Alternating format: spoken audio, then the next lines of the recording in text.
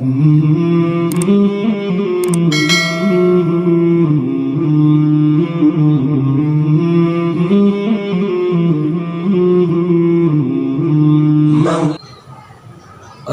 علیکم ورحمۃ اللہ وبرکاتہ۔ کیسے ہیں آپ سبھی لوگ؟ امید کرتا ہوں کہ آپ سبھی لوگ خیریت سے ہوں گے۔ آج میں آپ حضرات کے سامنے نبی صلی اللہ علیہ وسلم کی اور آپ کے صحابہ کی وہ زندگی جو انہوں نے بھوکے رہ کر گزاری، فاقے کیے، بھوک کو برداشت کیا، اس کے تعلق سے ایک واقعہ بیان کروں گا۔ دعا کریں کہ اللہ تبارک و تعالی مجھے صحیح اس واقعے کو بیان کرنے کی توفیق عطا فرمائے، اور ہم سب کو اس واقعے سے جو سبق ملے اس پر عمل کرنے کی توفیق عطا فرمائے۔ تو ایک مرتبہ دوپہر کا وقت تھا اور دھوپ بہت تیز تھی، گرمی بڑی سخت تھی۔ حضرت ابوبکر صدیق رضی اللہ عنہ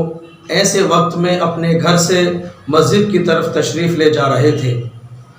پیچھے سے حضرت عمر رضی اللہ عنہ پہنچتے ہیں، اور جانے کے بعد حضرت ابوبکر صدیق رضی اللہ عنہ سے معلوم کرتے ہیں کہ ایسے وقت میں سخت گرمی پڑ رہی ہے، دھوپ بہت تیز ہے، اس وقت میں سب لوگ اپنے گھروں میں آرام کر رہے ہیں اور آپ اپنے گھر سے باہر آئے ہیں، اس کی کیا وجہ ہے؟ حضرت ابوبکر صدیق رضی اللہ عنہ کہنے لگے، خدا کی قسم، اس وقت جس چیز نے مجھے گھر سے نکلنے پر مجبور کیا ہے وہ بھوک کے علاوہ کوئی چیز نہیں۔ حضرت ابوبکر رضی اللہ عنہ نے حضرت عمر رضی اللہ عنہ سے معلوم کیا، اور آپ اس وقت کس لیے اپنے گھر سے باہر آئے ہیں؟ کہنے لگے، قسم اس ذات کی جس کے قبضے میں میری جان ہے، میں بھی اس وقت صرف بھوک کی وجہ سے گھر سے باہر آیا ہوں، بڑی سخت اور بڑی تیز بھوک لگ رہی ہے۔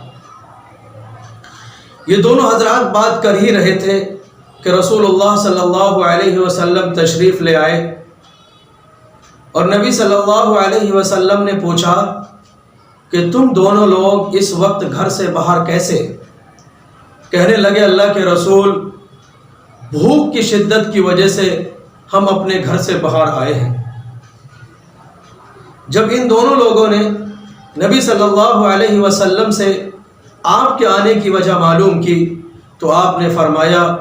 قسم ہے اس ذات کی جس کے قبضے میں میری جان ہے، میں بھی صرف بھوک کی وجہ سے ہی گھر سے باہر آیا ہوں۔ یہ حالات صرف ایک کے نہیں تھے، بلکہ اس وقت تمام صحابہ اکرام کا یہی حال تھا کہ صحابہ اکرام نے کئی دن فاقہ کر کے بھوکے رہ کر زندگی گزاری، مگر اسلام کے دامن کو اور دین کو کبھی اپنے ہاتھ سے جانے نہیں دیا۔ تو ان لوگوں میں آپس میں بات چل رہی تھی، نبی صلی اللہ علیہ وسلم نے فرمایا، میرے ساتھ آؤ۔ آپ صلی اللہ علیہ وسلم ان دونوں حضرات کو لے کر حضرت ابو ایوب انصاری رضی اللہ عنہ کے گھر پر پہنچے، اور جا کر کے دستک دی۔ اندر سے ان کی بیوی آئی اور سلام کیا۔ نبی صلی اللہ علیہ وسلم نے پوچھا کہ حضرت ابو ایوب انصاری رضی اللہ عنہ کہاں ہیں؟ ان کی بیوی نے بتایا کہ وہ اپنے باغ میں ہیں اور وہاں پہ کام کر رہے ہیں۔ جیسے ہی حضرت ابو ایوب انصاری رضی اللہ عنہ نے نبی پاک صلی اللہ علیہ وسلم کی آواز کو سنا، فوراً دوڑے ہوئے آئے اور اپنے ساتھ میں بہت ساری کھجوریں لے کر آئے، اور ان کھجوروں میں صرف ایک قسم کی کھجور نہیں تھی بلکہ 3 طرح کی کھجوریں لائے، سوکھی کھجور، تر کھجور اور گدر کھجور۔ جب نبی صلی اللہ علیہ وسلم نے ان کھجوروں کو دیکھا، آپ نے فرمایا، اے ابو ایوب، تم نے یہ کیا کیا؟ تم اتنی ساری کھجوریں کیوں لے کر آئے؟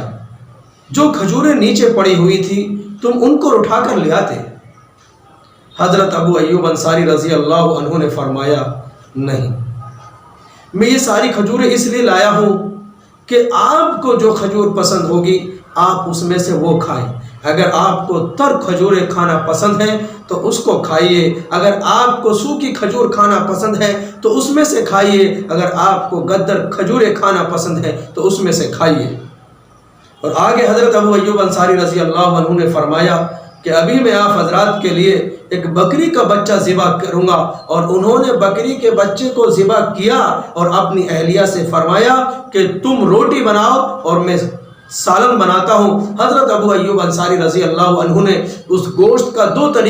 طرح کا کھانا سالن بنایا، ایک شوربے دار بنایا اور کچھ گوشت کا جو ہے اس کو بھونا، اور جب سارا کھانا تیار ہو گیا اور سارا کھانا تیار کرنے کے بعد اس کو دسترخوان پر رکھا گیا اور نبی صلی اللہ علیہ وسلم اور آپ کے دونوں ساتھی کھانے کے لیے بیٹھے، تو نبی صلی اللہ علیہ وسلم نے روٹی کا ایک ٹکڑا لیا اور اس پر کچھ بوٹیاں رکھی، اور بوٹیاں رکھنے کے بعد حضرت ابو ایوب انصاری رضی اللہ عنہ سے فرمایا کہ اس کو لے کر میری بیٹی فاطمہ کے گھر چلے جاؤ، کافی دن ہو چکے ہیں میری بیٹی فاطمہ نے ایسا کھانا نہیں کھایا۔ پورا گھرانہ نبی کا فاقے سے اور بھوک کی حالت میں زندگی گزار۔ حدیث شریف کے اندر آتا ہے کہ 2 مہینے یعنی 2 چاند ایسے گزر جاتے تھے کہ نبی صلی اللہ علیہ وسلم کے گھر میں چولہا نہیں جلتا۔ آج اللہ کا شکر ہے، اس کا کرم ہے کہ ہمارا گھر میں کوئی ایسا دن نہیں گزرتا جس دن ہمارے گھر میں 2 ٹائم نہیں بلکہ کئی ٹائم چولہا چلتا ہے۔ اور جب یہ لوگ کھانے سے فارغ ہو گئے اور فارغ ہونے کے بعد نبی صلی اللہ علیہ وسلم نے وہ ساری چیزیں گنا کر کہ جو ہے تر کھجوریں اور سوکھی کھجوریں اور گدر کھجوریں اور بھنا ہوا گوشت، شوربے والا گوشت، روٹی، اور اس کے بعد آپ نے فرمایا یہ اللہ تبارک و تعالیٰ کی وہ نعمتیں ہیں کہ کل قیامت کے دن بندوں سے ان کے بارے میں پوچھ گچھ ہوگی، ان تمام نعمتوں کے بارے میں سوال کیا جائے گا۔ جب آپ صلی اللہ علیہ وسلم نے یہ بات فرمائی تو آپ کے ساتھ میں جو یہ دونوں صحابہ تھے یہ گھبرائے، اور ان کو فکر ہوئی کہ کل قیامت کے دن ہم ان تمام نعمتوں کا کیسے حساب دیں گے، حالانکہ روز نہیں مل رہی تھی، روزانہ اس طریقے سے کھانا نہیں کھا رہے تھے، لیکن جب آج اللہ تبارک و تعالیٰ نے ایسے کھانا دیا اور اس کے بعد بھی اتنی فکر۔ میرے بھائیوں، میرے بزرگوں، میری ماں اور بہنوں، ہم اپنی زندگی کے اندر جھانک کر دیکھیں اور اپنی زندگی کا جائزہ لیں کہ ہم رات دن کتنی اللہ تبارک و تعالیٰ کی نعمتیں استعمال کرتے ہیں اور کیسی کیسی نعمتیں کھاتے ہیں۔ اللہ تبارک و تعالیٰ نے ہمیں دنیا کی کتنی نعمتیں دے رکھی ہیں، اور اس کے بعد پھر ہم اپنے حال کو دیکھیں، کیا ہم کبھی 1 منٹ کے لیے سوچنے کو بیٹھتے ہیں کہ اللہ تبارک و تعالیٰ نے مجھے کھانے کو اتنا شاندار دیا، پہننے کو اتنا شاندار دیا، اور مجھے رہنے کے لیے اتنی شاندار نعمتیں اور اتنی سہولتیں اور اتنی آسانیاں دی، کیا میں ان کا حق ادا کر رہا ہوں؟ کیا میں ان تمام نعمتوں پہ رب العالمین کا شکر ادا کر رہا ہوں؟ ہم ذرہ برابر بھی سوچنے کو تیار نہیں ہیں۔ اور ادھر صحابہ کی زندگی دیکھی تو یہ جب ان لوگوں کو فکر ہوئی تو نبی صلی اللہ علیہ وسلم نے فرمایا اگر کوئی بندہ ان تمام نعمتوں کو کھانے سے پہلے، ان تمام نعمتوں کو استعمال کرنے سے پہلے بسم اللہ الرحمن الرحیم پڑھ لیتا ہے، اور جب ان کھانے سے فارغ ہو جاتا ہے، ان نعمتوں کو استعمال کرنے سے فارغ ہو جاتا ہے، اور اس کے بعد الحمدللہ الذی هو اشبعنا واروانا وانعم علینا وافضل پڑھ لیتا ہے، تو اللہ تبارک و تعالیٰ قیامت کے دن اس سے حساب نہیں لے گا۔ میرے بزرگوں، میرے بھائی اور میری ماں اور بہنوں، ہم دن رات رب العالمین کی نعمتیں کھاتے ہیں، روزانہ ہم کھانا کھاتے ہیں، لیکن کتنے بھائی ہمارے ایسے ہیں اور کتنی بہنیں ہماری ایسی ہیں کہ کھانا کھانے کے پہلے کی دعا تک نہیں۔ ایک مرتبہ نبی صلی اللہ علیہ وسلم کے سامنے ایک شخص کھانا کھا رہے تھے اور آپ صلی اللہ علیہ وسلم ان کو دیکھ رہے تھے۔ انہوں نے کھانا شروع کرنے سے پہلے بسم اللہ نہیں پڑھی، اور جب پورا کھانا کھا چکے صرف ایک لقمہ بچا، اس کے بعد انہیں یاد آیا کہ جب تم نے کھانا شروع کیا تھا تو بسم اللہ نہیں پڑھی تھی۔ اور نبی صلی اللہ علیہ وسلم کی تعلیم ہے کہ اگر تم شروع میں بسم اللہ پڑھنا بھول جاؤ تو بیچ میں اگر تمہیں یاد آ جائے تو بسم اللہ اولہ و آخرہ یہ دعا پڑھ لیا کرو۔ تو جیسے ہی ان صحاب نے اس دعا کو پڑھا تو آپ صلی اللہ علیہ وسلم مسکرا دیے۔ جب آپ سے وجہ پوچھی گئی تو آپ صلی اللہ علیہ وسلم نے فرمایا کہ انہوں نے بغیر بسم اللہ کے کھانا شروع کیا تھا تو شیطان ان کے کھانے میں شامل تھا، ان کے ساتھ شیطان کھانا کھا رہا تھا۔ جیسے ہی انہوں نے یاد آنے پر بسم اللہ اولہ و آخرہ پڑھی تو شیطان نے جو کھانا کھایا تھا وہ سب اگل دیا، الٹی کر دی، اور ان کے کھانے میں جو شیطان کا حصہ تھا وہ بھی ختم ہو گیا۔ تب آپ اندازہ لگائیے کہ ہم دن رات جو کھانا کھا رہے ہیں اور ہم بسم اللہ نہیں پڑھتے تو ہمارے ساتھ میں شیطان کھانا کھاتا ہے۔ اب شیطان کیسی کیسی حرکتیں کرتا ہے کہ کھانا کھانے کے بعد اس میں دوبارہ تھوک، دوسری مرتبہ پھر اس کو پلٹ دیتا ہے، الٹی کر دیتا ہے، تھوک دیتا ہے۔ اگر ہمارے سامنے کوئی ہمارے کھانے میں تھوک دے تو کبھی ہم اس کھانے کو ہاتھ نہ لگائے، لیکن نہ جانے شیطان ہمارے کھانے میں بسم اللہ نہ پڑھنے کی وجہ سے کیسی کیسی حرکتیں کرتا ہے، اور ہم بڑے شوق سے اور بڑے مزے لے کر کھاتے ہیں۔ تو جو میں پہلا واقعہ آپ کے سامنے بیان کیا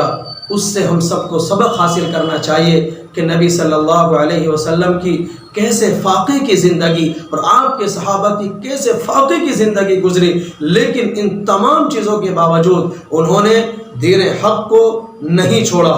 دین پر ڈٹے رہے اور دین پر جمے رہے۔ کیسی بھی مصیبتیں آئیں، بھوکا رہنا پڑا، بھوک کو برداشت کرنا پڑا، لیکن جو اللہ تبارک و تعالیٰ نے ان کو دین لے کر بھیجا تھا، نبی صلی اللہ علیہ وسلم اس مشن کے ساتھ لگے رہے اور جمے رہے، اور آپ کے ساتھی، آپ کے صحابہ بھی آپ کے ساتھ کاندھے سے کاندھا ملا کر آپ کا ساتھ دیتے رہے۔ اب ہمیں بھی سوچنا چاہیے کہ اللہ تبارک و تعالیٰ ہمیں بھوکا نہیں رکھتا، رات دن کھلاتا ہے، ہمیں بھوکا سلاتا نہیں ہے، اس کے باوجود ہم کتنے اللہ تبارک و تعالیٰ کے حکم کو پورا کر رہے ہیں، ہم کتنی اپنی زندگی رب العالمین کے مرضی کے مطابق گزار رہے ہیں، یہ ہمیں سوچنا ہے۔ اور دوسرا جو واقعہ ہے کہ ایک چھوٹی سی سنت ہے، اگر ہمارے گھر میں یہ سنت زندہ نہیں ہے اور ہم اس سنت کو زندہ کریں گے تو حدیث شریف کے اندر آتا ہے کہ اگر کوئی انسان اس سنت کو زندہ کرے جس پر عمل نہیں ہو رہا ہو تو اللہ تبارک و تعالیٰ اس بندے کو 100 شہیدوں کے برابر ثواب دیتا ہے۔ اب آپ شہید کا مرتبے کا اندازہ لگائیے کہ جو انسان اللہ کی راہ میں اپنے مال کو نہیں بلکہ اپنی جان کو قربان کر دیتا ہے، اس کا رب العالمین کے یہاں کتنا اونچا مقام ہے اور اس کو کتنا بڑا مرتبہ ملنے والا ہے۔ اور کوئی انسان ایک سنت کو جو اس کے گھر میں، اس کے جو محلے میں اور اس علاقے میں، اس زمانے میں وہ زندہ نہیں ہے، اگر اس سنت کو زندہ کرتا ہے تو اللہ تبارک و تعالیٰ اس کو 100 شہیدوں کے برابر ثواب عطا کرتا ہے۔ اللہ تبارک و تعالیٰ ہم سب کو ان باتوں پر جو کہیں گئی عمل کرنے کی توفیق عطا فرمائے، ہم سب کو اللہ تبارک و تعالیٰ رب العالمین کی شکر گزاری کرنے کی توفیق عطا فرمائے، اور نبی صلی اللہ علیہ وسلم کی سنتوں پر عمل کرنے کی توفیق عطا فرمائے۔ آمین وآخر دعوانا الحمدللہ رب العالمین۔ السلام علیکم ورحمۃ اللہ وبرکاتہ۔